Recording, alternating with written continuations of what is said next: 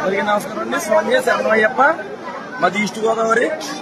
అంటే ఆంధ్ర నుంచి ఒక 80% మొత్తం శబరిమల వచ్చేదంతా తెలుగు వాళ్లే.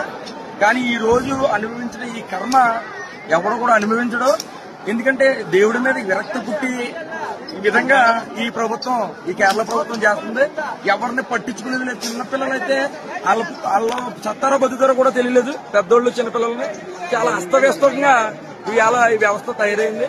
హిందూ దేశం అయ్యుండి ఇదే పాకిస్తాన్ లో లేకపోతే ఇంకో దేశంలో అయితే ఇలాగే ఏమన్నా వేల మంది వెళ్తుంటే వాళ్ళ ఆదాయం కోసమైనా సోపాయాలు కల్పిస్తారేమో. అంత దరిద్రంగా ఉంది. ఇంతటి నీచమైన మెయింటెనెన్స్ ఎక్కడ ఏ ప్రభుత్వం చేయదు. ఇదే తిరుపతి వారోత్సవాల్లో ఎంతటి జరిగిన షిరిడి ఏదైనా ఉన్న షిరిడి వెంకన్నబాబు గుడి ఏదైనా సరే సౌకర్యాలతో ప్రజలందరూ కూడా మెప్పును పొందడానికి ఉంటది. మరి ఇంత ఘోరంగా ప్రజల్ని మళ్ళీ అయ్యప్ప స్వామి గుడికి రావద్దని శిక్ష వేసినట్టు ఈ ప్రభుత్వం వ్యవహరించింది.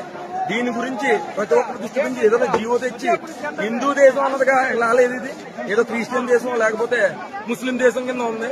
చాలా అస్తవ్యస్తంగా ఉంది వ్యవస్థ అయితే. ఇంతటి దుర్మార్గంగా ఇంతటి మహోన్నతమైన గుడిని ఇంత అపవిత్రంగా చేసి ఈ విధంగా చేశారంటే దుర్మార్గం, దుష్టం. దీన్ని మీరు ప్రతి ఒక్కళ్ళు కూడా ఇది ప్రభుత్వం దృష్టికి చేరాలని కోరుకుంటున్నాం. ఇంకోటి ఏంటంటే మన హిందూ దేశమా లేకపోతే ఇంత దరిద్రంగా ఇలా తయారవుతుందని ఎట్టి పరిస్థితులు అనుకోరు. మాలలు వేయడానికి కూడా భయపడే అయ్యప్ప స్వామి భక్తులు మాలలు వేయడానికి కూడా భయపడతారు. ఈ విధంగా ఉంటే చస్తారో బతుకుతారో తెలియని విధంగా తయారైంది.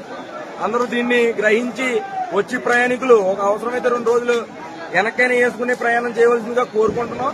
మరీ ముఖ్యంగా ఆంధ్రప్రదేశ్ గవర్నమెంట్ కూడా తెలుగు వాళ్ళు 80% కేరళ వెళ్తారు. దీని గురించి కూడా మీరు ఆలోచించి మీరు దీన్ని ముందుకు తీసుకెళ్లి కేరళ ప్రభుత్వంలో మాట్లాడాలని లోకేష్ గారికి మన పవన్ కళ్యాణ్ గారికి విన్నవించుకుంటున్నాం.